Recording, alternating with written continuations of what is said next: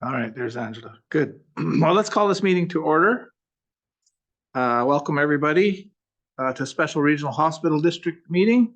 I'd like to recognize the 5 Indigenous cultures that call that call this region their home: the Dene, the Cree, the Daneza, the Cascade in the north, and the Métis.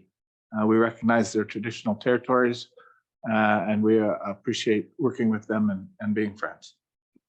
Please be advised that today's meeting is available for the public to attend virtually, is being streamed and recorded. There's an agenda there. Can I have adoption of the agenda, please? Moved by Councillor Gerwing, second by Councillor Dickey. All in favor? Opposed? Seeing none, that passes. Today, we have the petition from Northern Health. I see Angela's there. I'm not sure if Mike is there yet. To answer some questions that we had posed to them. And so good afternoon, Angela. Thank you for accommodating us. And hopefully you've got the 4 questions. I think it was 4 questions that we had for you. And I'll turn it over to you. Thanks, Mayor Fraser. Yes, Mike's just trying to get out of a meeting. He's just finishing, so he'll be joining us here shortly. But yes, have the 3 questions or the 4 questions. And oh, here's Mike coming now. So we did create a slide deck that I believe was forwarded to Jody Lee. That just to give us a reference in terms of responding to your questions today. Yeah, I have 2 PowerPoints, and I have your email list of questions, and I designed the orientation PowerPoint so that we could kind of work on and knock off your questions if you'd like, whenever you're ready. Yep, that suits us. Go ahead, Mike. Do we have their, Aileen, do we have their? Okay. Go ahead and share your screen, Mike, and go ahead and proceed. Okay, I'll just bring this up. It'll take me a sec here. And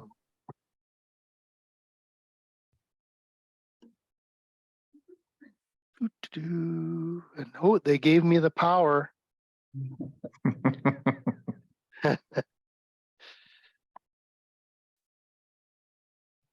You see it okay? Yep, that's fine. There you go. Okay, so we'll work through this orientation session. For those of you that were at the spring joint RHD meeting with the NH board and other characters, this is a knockoff of that. I have done about 4 other RHD ones of this exact same PowerPoint. So for those of you who've already seen some of these slides, I apologize, but it's the best way to kind of knock off your different questions, and feel free to bring up your questions as you have them. And I'm sure between Angela and I, we can figure out answers. So thanks, Mike. Yeah, I did sit through some of those, and I realized that some of the questions that we had were answered there. So, but I think for the rest of the council, it's important that you carry on. Yeah, exactly. So yeah. This was sent to you in advance, so you can have them in your, and they're publicly viewable slides. There's no secrets in here. When we get to the actual PowerPoint of the detail for the North Rockies, there are a few things that are not for public information, but for the purposes of our discussion. So first slide up is to just talk about, from the Ministry of Health, we get certain types of funding certain different ways. So there's what's called priority investments, which are the big stuff where we do a hospital replacement with it culminates in a business plan approval. We get special approval called priority investment funds. There's restricted capital grants and non-restricted capital grants. Those appear on our capital funding letter in terms of RCG, and on our operating letter, non-RCG. And then there's another special category called carbon neutral capital program. We got to jump through a bunch of special hoops with that to explain why we want to do these projects that are towards carbon neutrality. They reduce our carbon offset payments. They reduce our energy costs. We've done these kinds of projects with the North Rockies before. It's just that there's different hoops that Northern Health jumps through for each of these types of funding. Here's a little bit more detail on what the different priority investments are, but in general, net new assets are where we see those primarily. There are occasions where we do partial replacements of facilities. The most recent example is like the Mills Memorial Hospital, the Dawson Creek Hospital, or something totally new like the Cancer Center of the North. When we get into restricted capital grants, those are like anything over $100,000, and it can be upgrades or renovations, and it can be asset rehabilitation, but it's basically over $100,000 type things. And then when we get into non-restricted capital grants, that's between $5,000 and $100,000.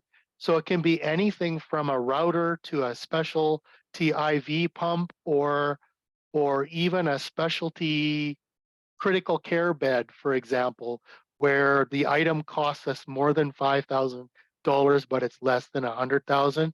We also have lots of clinical equipment like medical laboratory equipment and even, for example, some smaller ultrasound that'll be non-RCG funding.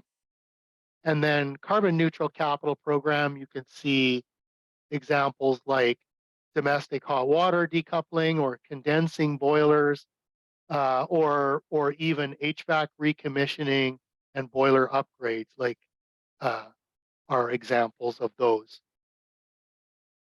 Carbon neutral capital program is generally under 100,000 assets, but it can be sometimes over 100,000. It just has a special approving process from those other three, 1, 2, and 3. It's just one of those ways that they added to our capital plan. So this is a flow diagram, and it's meant to just show you these different flows of funds and the approval processes we go through with government and the ministry. And it culminates in this last category on the right that shows up on our capital plan. And then I'll get into some definitions with some glossaries, and I'm going to gloss over the glossary a little bit, but feel free to ask questions. So master program and master plan kind of go together.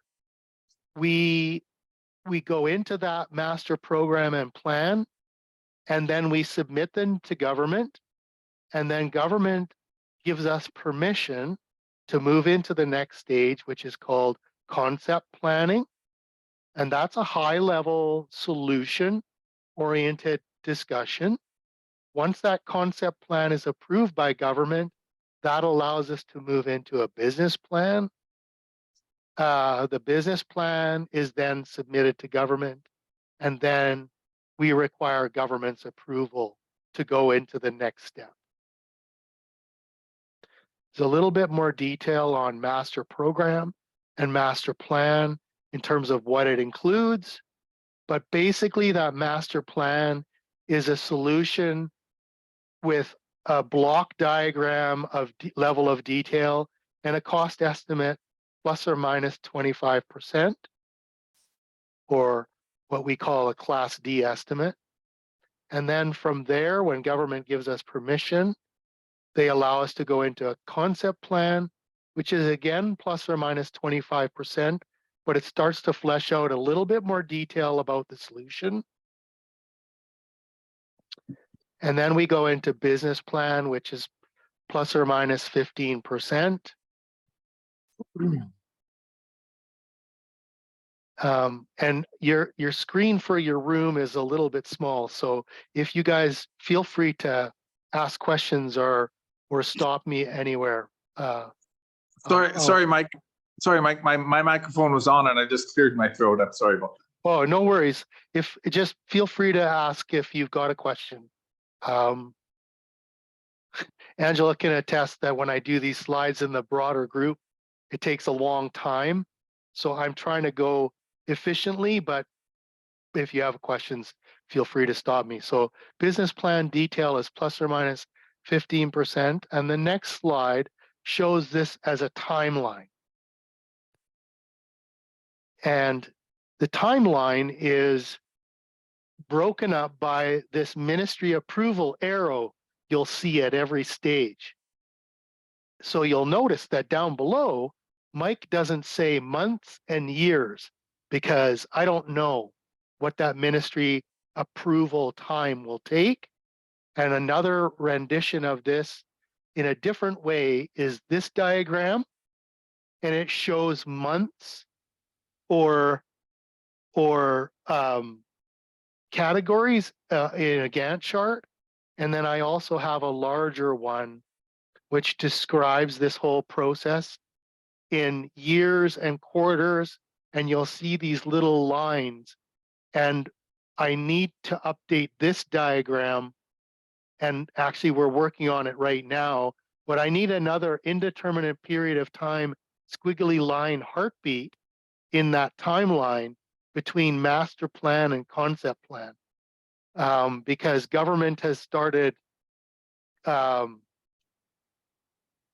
putting restrictions on how I can go from step to step. So that's we show the percentage of the budget and the approximate duration, but you can see that this is a 10-year plus adventure generally for a large facility replacement. And I think some of your more specific questions were along those lines. We do have a number of structures in place. We use a charter. We have a provincial project board that's Northern Health specific for our projects. So under the project board currently sits the Mills Memorial Hospital, the Stewart Lake Hospital, which are both under construction, and the Dawson Creek Hospital replacement, which is in a finer point of RFP procurement. We also have on that project board the UHN Tower business plan, which is currently underway. So right now, the NHA government project board has 4 projects and one of them is in planning.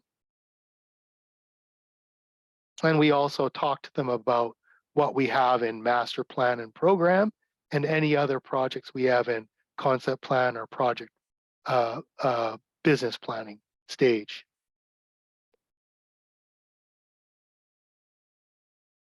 What happens with projects is as they're procured and when they're in procurement, all these building standards and requirements are incorporated into the procurement. And this is an ever-changing world. At the beginning of Lakes District Hospital replacement and Haida Gwaii Hospital replacement, CSA Z8000 was coming into place, but it wasn't officially the rule yet. So we incorporated parts of Z8000, but not all of them. Now with Mills Memorial and Stewart Lake and Dawson Creek, CSA Z8000 is required in the planning, design, and construction. You'll see that there has been revisions. We're working off the 2018 revision, and there's some descriptions here about all of the things that come into place under CSA Z8000, and I have a bunch more to talk about here. That these are quite high standards that impact the building of hospital facilities and long-term care facilities that are over and above what you would see in residential residential construction and non-hospital commercial construction. So the next slide just talks a little bit more in detail about the National Building Code and CSA Z 31713, which is infection control. You can see all the iterations of revision, but we're working with a 2022 version right now. And then National Building Code is 2020, and we're hearing that there will be a 2023 2024 National Building Code, and that will update the BC Building Code.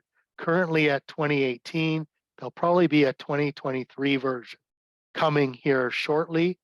We're hoping that it comes into place with respect to our building business plan for the UHN Tower project.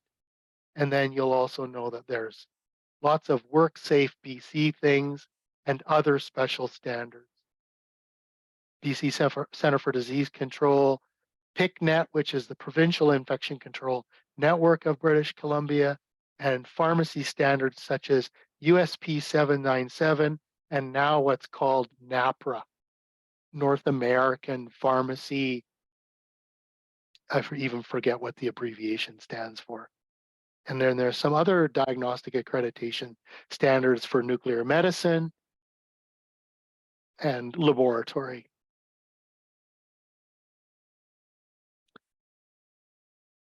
Some of you might be aware of this if you've had some experience working with Northern Health. We do have a memorandum of understanding in place across all 6 regional hospital districts in the Northern Health Authority jurisdiction. And it's one MOU that all 6 RHDs sign and our board chair signs. We're up for renewal of that MOU in the fall of 2023. And so we've talked about that briefly at the spring meeting, and we'll be bringing paperwork to the fall meeting.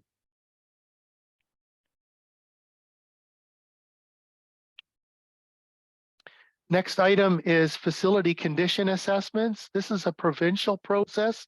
All healthcare facilities and in fact, other governmental facilities are assessed this way, but healthcare was first. It all started in 2006. I've been around since that started in 2003 were the first assessments that started happening, and they were completed in 2006.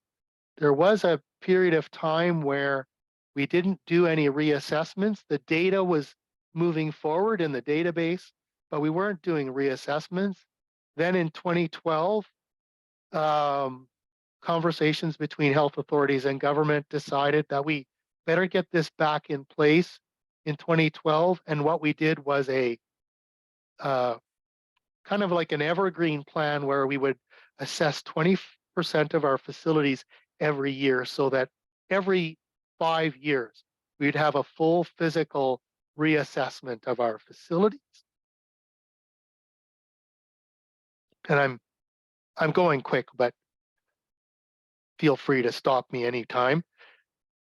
500 health facilities, 3 million square meters. That's 34 million square feet of hospital and long-term care facilities. Assessments on site are performed by architects and engineers and quantity surveyors, and then that allows us to maintain our database. We also enter data when we do a project, like we do a new space addition or a renovation. We enter that project into the database, and it accommodates that information into the facility condition in the assessment process. And so that it provides those system updates basically yearly in the database. And then it comes up with this facility condition, which is a ratio of the cost of the facility, repairs and renewals over the replacement value at the time it was designed and built. So this doesn't accommodate all those new standards I had put up there. It basically looks at the building like it happened when it was designed in 1959 or 1964 or 1972. So the facility replacement value is a look in time at that period, and the repairs are the same. So that's what comes up with the ratio. And so a facility that looks like it would cost $1 million to replace at the time, and it needs $90,000 of work, that would come up with an FCI of 0.09. Boy, we wish we had lots of facilities that rated that, but we don't. And neither does the province, by the way. So this is what the excellent to good to fair to poor shows. As you get higher up in the decimal places into the 0.6s, 0.7s, and 0.8s, that's where the facility condition is getting worse and worse. So here's a list of exemptions of what FCI calculations do not show in them. And it's a lot. And what it does is it allows us to compare relatively across the industry and across our facilities and to other facilities. It's an equal benchmark across the province, basically. So we can compare northern facilities to IHA facilities to Vancouver coastal facilities. This struggle we have is that we cover 67% of the province with a number of much smaller facilities than those coastal health authorities. So facility condition index is one component of how we compare them, but we also look at other criteria when we're doing our planning work, and we come up with a master plan and a program, and then we get into concept planning and business planning. That's when we start to look at these other factors of how is the facility working for us? How well is the facility operating as it was designed? How well is it serving the need of the clinical services and operations?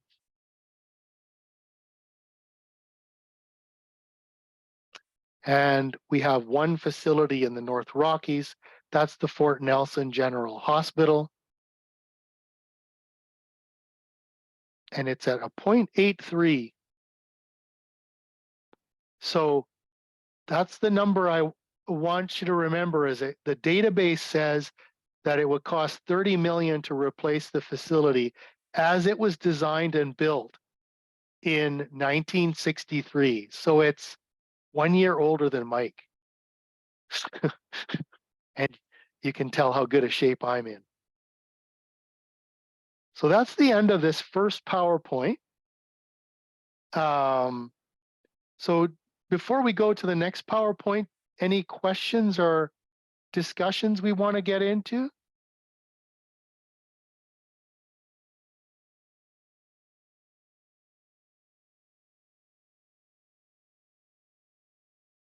Any questions from the chair? I'm sorry, I didn't turn my mic on. I used to having it on. I think we had some questions about the hospital and the 0.83.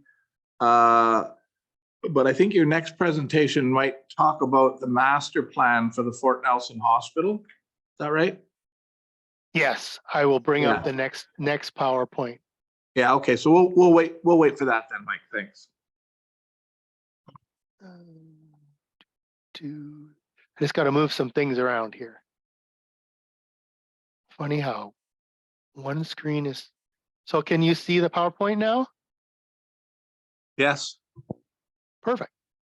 Okay, so that was the introduction slide, and here's the agenda. And just got to move some stuff so I can see properly. There we go. So we'll talk about the 22-23 updates, which is last year's capital plan. And then we'll go into the 10-year master plan and what's on the docket for 23-24. How's that? Oop, I think I went too fast there. I've seen this. I'm not I'm not sure, Mike, that we need to see all of the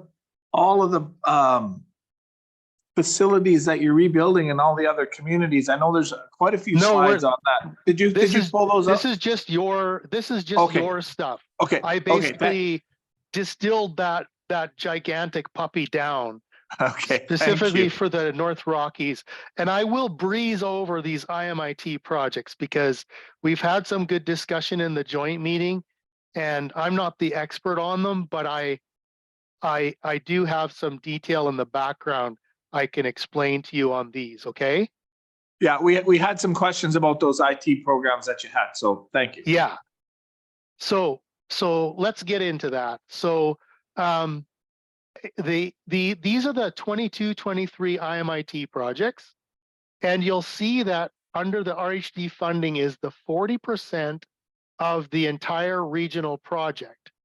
So for in-care, 1.9% of the 3.96 million, or 75,240, is the North Rockies share. And that 1.9% was calculated on from the people database on population proportion. On the regional wireless replacement of 80,000 regionally, $1,360 or 1.7% of people 2021 database was calculated to be the North Rockies share. So everybody is following along on that.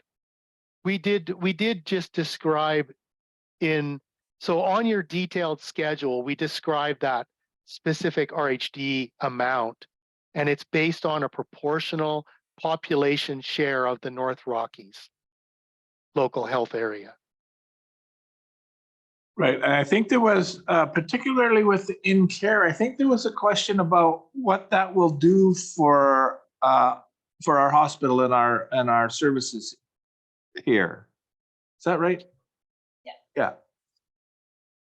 Yeah, So have you- I probably shouldn't speak first on this. Angela's more of an expert on this than I am. Can you help us with that, Angela, please?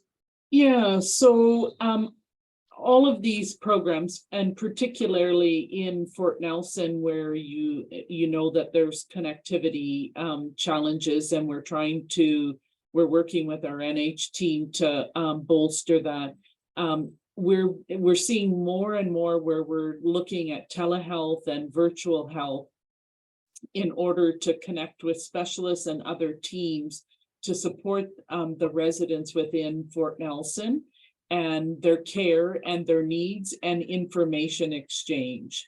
And so through these projects, these IT projects, it will enhance in terms of the ability for the Northern Health Authority, whether it's through the in-care, which is largely acute care, where they, when they're calling a specialist, they can connect up. The physician orders are right there, all of the labs, all of those types of processes, so that we can have one health record as compared to, we've got two right now. We have lab and DI and specialist reports that are done within Northern Health, within the electronic platform, but then the rest of the notes are all paper copies. And so this will improve the care, whether they're receiving it in Fort Nelson or when they get transferred out to another facility. So the records become electronic and they follow the patient. Yeah, any facility within Northern Health or a provider within Northern Health, just like if someone from Fort Nelson is traveling to Prince Rupert to go fishing and they fall and break a leg, the doctors out there can look now currently through the system and see if they've ever had an x-ray before, if that was a previous break, if those types of things, but they don't get their history in terms of where they hospitalize for something else like diabetes or COPD. This Right. record will actually be more comprehensive and have that entire record. Okay, thank you. Thanks, Angela. No, so there's a question about our portion. The total budget, that's all regional wide, so over the entire region is 9 million. 40% of that is it's small numbers, so that's 3,960,000. And our share is 1.9% of that 3 million.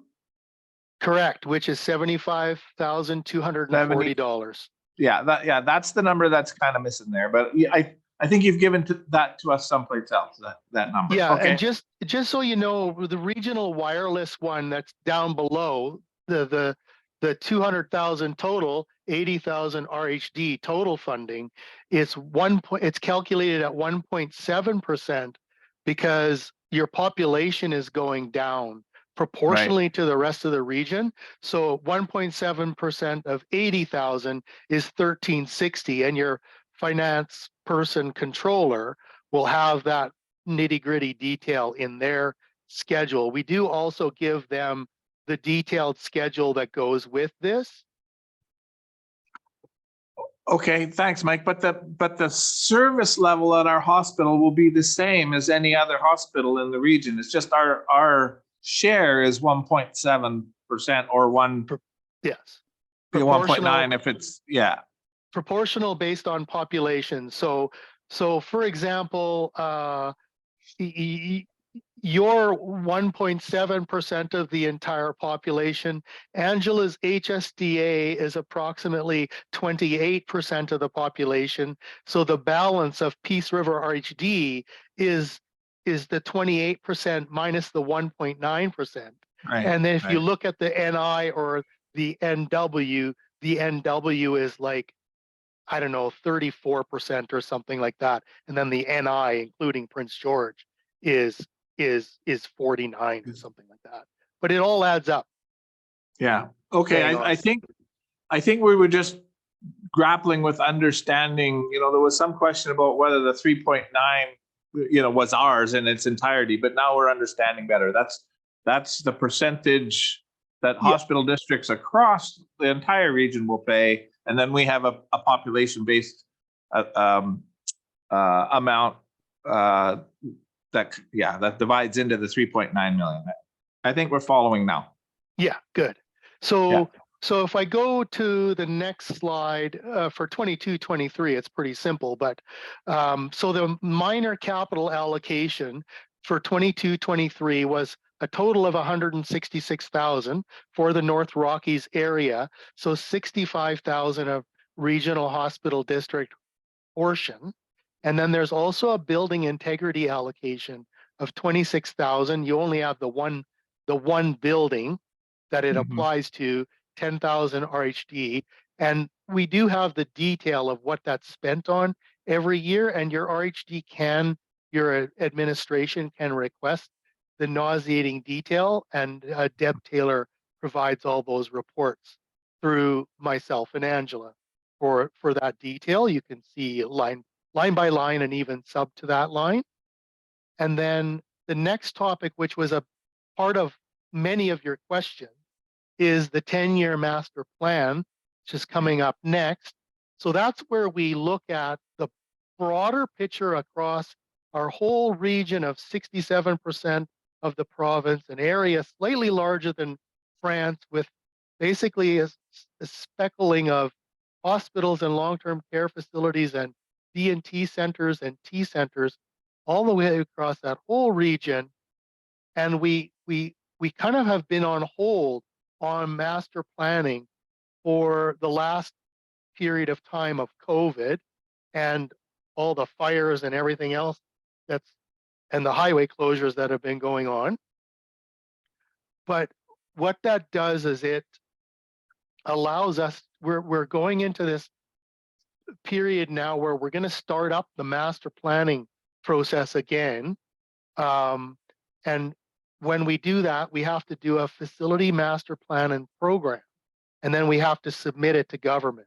for them to entertain whether we're allowed to go into concept planning and business planning, like those previous slides.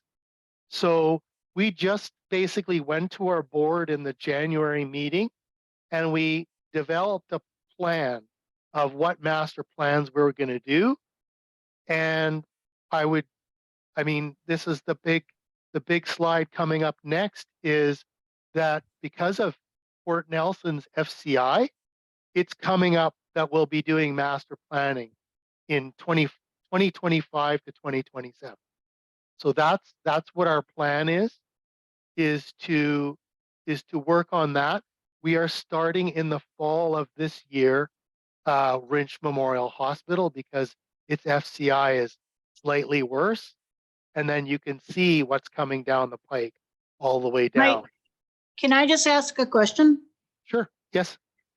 It's Lorraine, thanks. So just to confirm that, I'm just trying to understand the process. So you go to the board and you present your master plan, 10-year master plan, and then the board approves that master plan outline at that point, and then it goes to the government for funding review. Is that how it works? Well, this first stage doesn't require government review. Once I submit a master plan and program, I can't move on to any further steps without government's written authorization. And I've had my hand slapped a few times, but that's the process. So what we've done is we've gotten our board endorsement of this 10-year planning plan, and of the and yesterday and today, they're hearing out and endorsing the 23-24 capital plan, and this is embedded in that capital plan. So what we'll do is we'll start in the fall developing a master plan to replace the Wrench Memorial Hospital in the fall of this year. And then next year, we'll start the same thing for Fort Nelson Hospital. Right, I'm just trying to understand the process as to when the board approves the plan. Like, obviously well, no, not obviously, I take back that word, but so my question would be is, before you go to the government with anything, the board has to approve the plan. Is that accurate? The NH board, yes. Yes. The master plan. Did he say The yes? master plan said yes. plan. Okay. Yes. Thank you. And I recognize this is it's a stream. That's why those big diagrams of timeline is what I'm trying to get people to understand, is that there's rate limiting steps throughout the process that I have to go through my board, and then government has to approve. But this is the plan, and the good news is that Fort Nelson is at the top of my list. So I won't belabor this anymore, but you guys know about what's going on in the construction market. If you're running any sort of project or build project or renovation, you know what's going on. At the height of the pandemic, construction materials and labor and specialty items have been in extremely short supply. The real way to lock that down is to get into a procurement process and get a contract in place. Once the contract is in place, you start to restrict your risks of cost inflation and other issues. But that doesn't mean that if there was another shutdown, such as COVID, it wouldn't have effects on projects, but we have contractual ways of managing that risk. So the 23-24 capital plan is my next slide, and that is on, like I said, the docket for yesterday, Sunday, and today's NH board meeting in Terrace for them to endorse it. It has been through my audit and finance committee and been endorsed by them to go before the board. And what I'd like to show you now is what's coming up for 23-24. Okay? Mike, Go ahead. Yeah, go Oh. ahead. I'm just wondering, there was a couple detailed questions that we received about the life cycle for the Fort Nelson Hospital. And a couple in terms of, how can we extend the FCI or improve it over time? Is there certain factors that are into play in terms of the replacement consideration? Yeah, there's projects that we can do that will improve the FCI. And what we do is we put those projects into a CPAF and we detail them out and we endorse them. And then what happens is that they get on the capital plan and they either use routine capital on the capital plan or they use priority investment funds that we talked about. And those are what, when the project gets completed, actually get incorporated into the reassessment of the facility to improve the FCI. Okay, if I can, then this is maybe the spot that I want to ask. There was a couple of reasons why we were asking about the hospital, recognizing that the number was 0.83, recognizing that that it might be on the 10-year plan in order to start a master plan for the replacement or upgrade of this hospital. It had to do with our share of the 40% and our ability to raise that through taxation. So, we have a limited cap of $200,000 a year that we're allowed to assess. And if we're looking at 40% of 30 million, and that's 30 million in 1963 dollars, as far as I know. So it could be quite a bit more than that. Well, it will be quite a bit more than that to replace this hospital or upgrade it significantly. So the question was if we're only allowed to raise $200,000 a year, how do we ever get to the point that we can get our share in that time frame that we're looking? How do other municipalities or other hospital districts do it? Yeah, so that is the most skill testing question there is, to be frank. So I think what you have to do is let us get into the master plan and program, and that gives us a plus minus 25%. What is it actually going to look like? And I can give you an answer of what that is, right? That's when you go, okay, we've got 10 to 15 to 20 years to start socking away money. How much internally does your board wish to sock away? Because this is a priority investment approval, and it will be over and above our routine capital. So what does the North Rockies RHD need to think about starting to set aside in a fund that we can draw on? Because when we get approval to go into concept plan, we're going to get we'll have a request to government to go into a business plan. Traditionally, that business plan is funded by the regional hospital district, 100% towards the eventual replacement of the facility. And we'll be able to give you that plus or minus 25% what's coming down the pike that you can start planning for.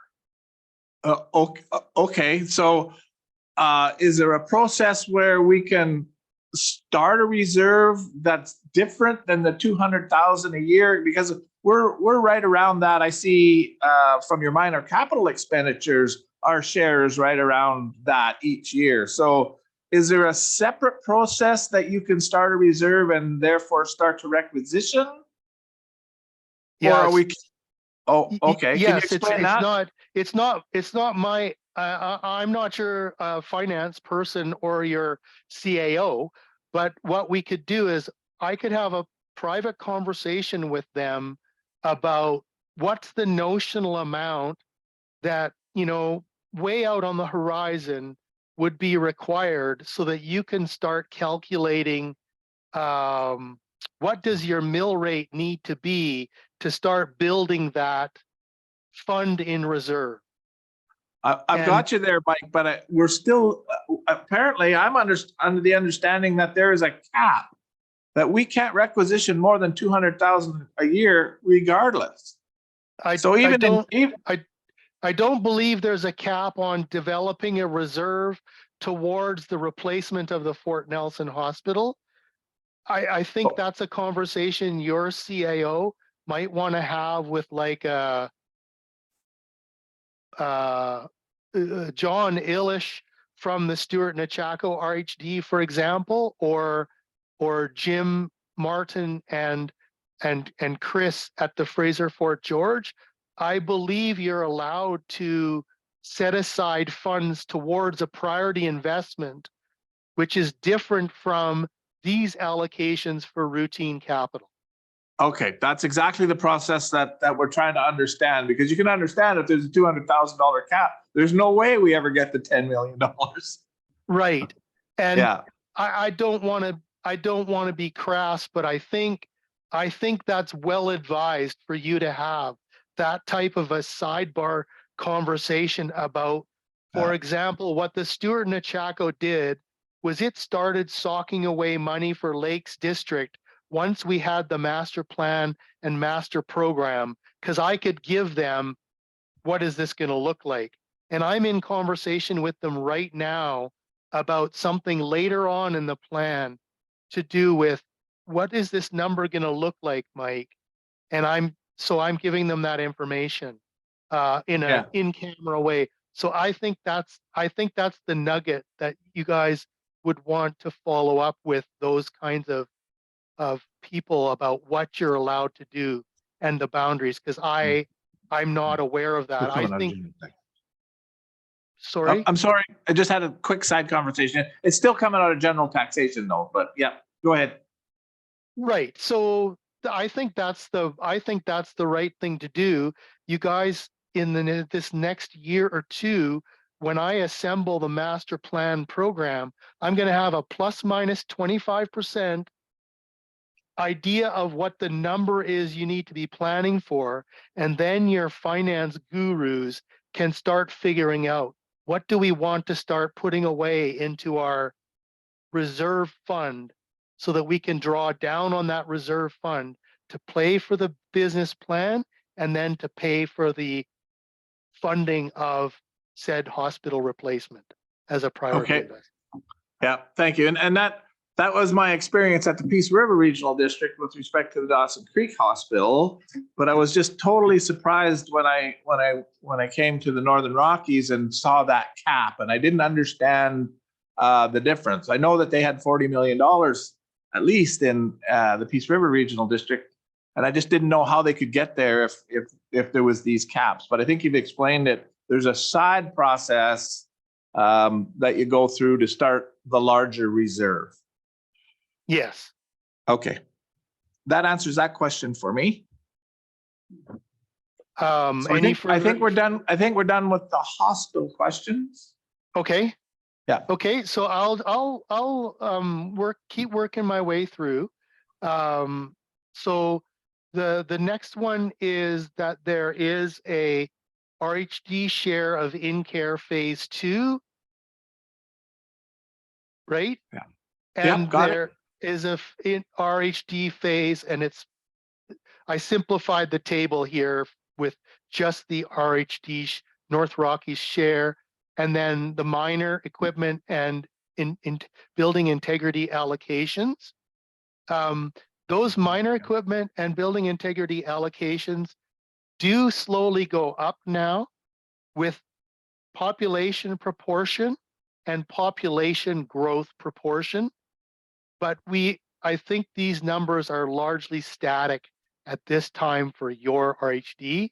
There are no other major projects proposed on the plan at this point for Fort Nelson Hospital.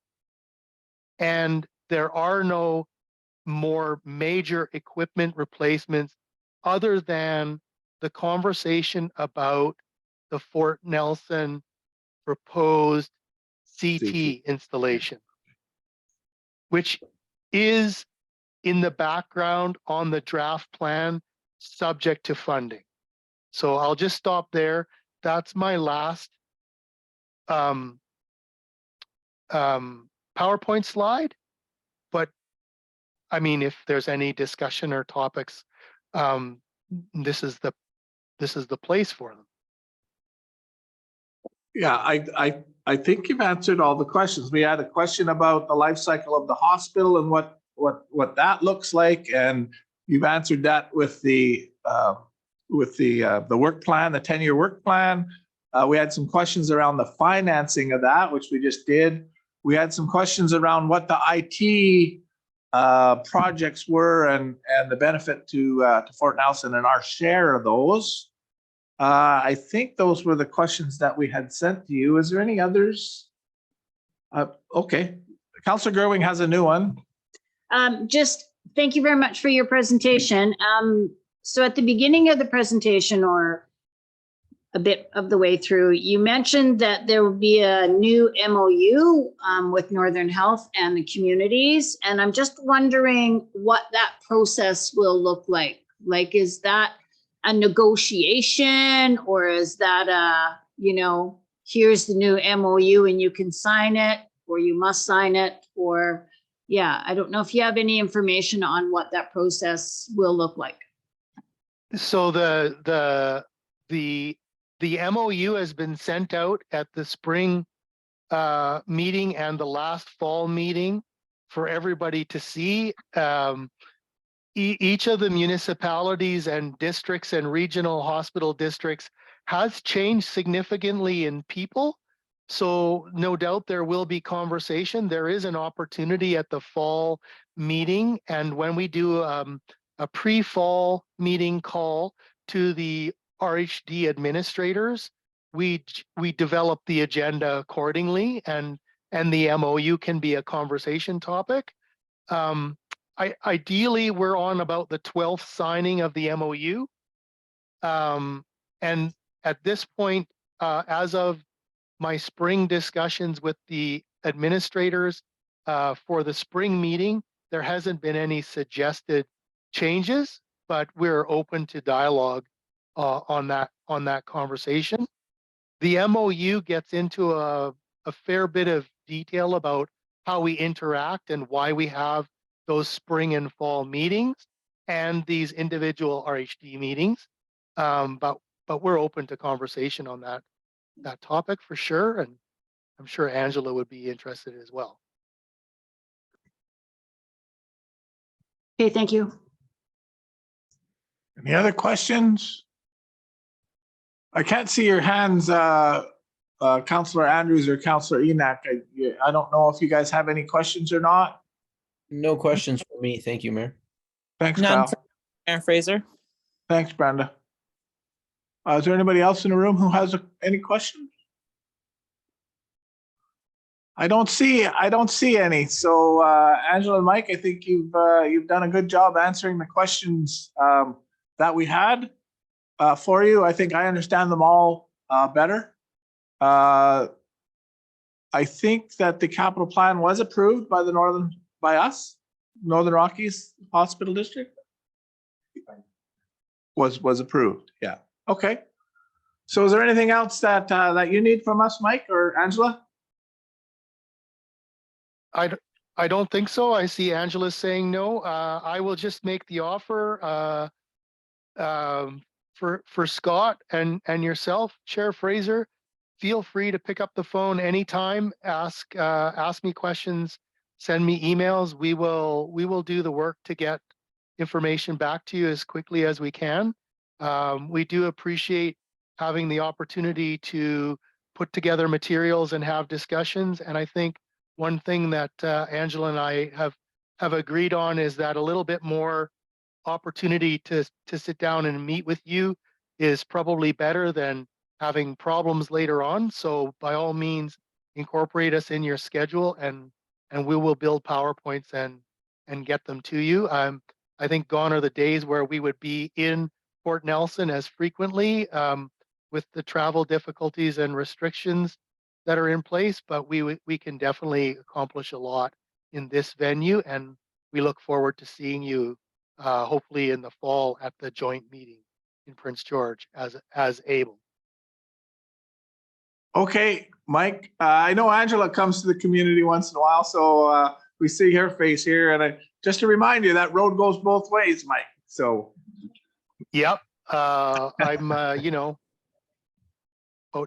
about an extra 5.5 hours from Angela, so. Yeah, But I got I you. have traveled to the North Rockies many times, and I have, in my past experience, many trips to Fort Nelson myself.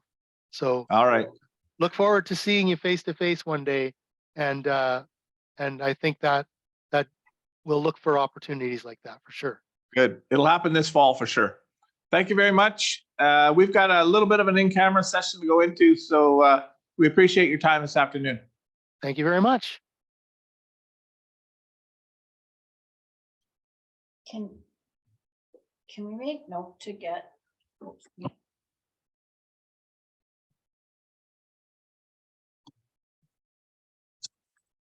Okay, I'll call back to order the Special Regional Hospital District meeting. And there is nothing to rise and report, so I will call this meeting adjourned.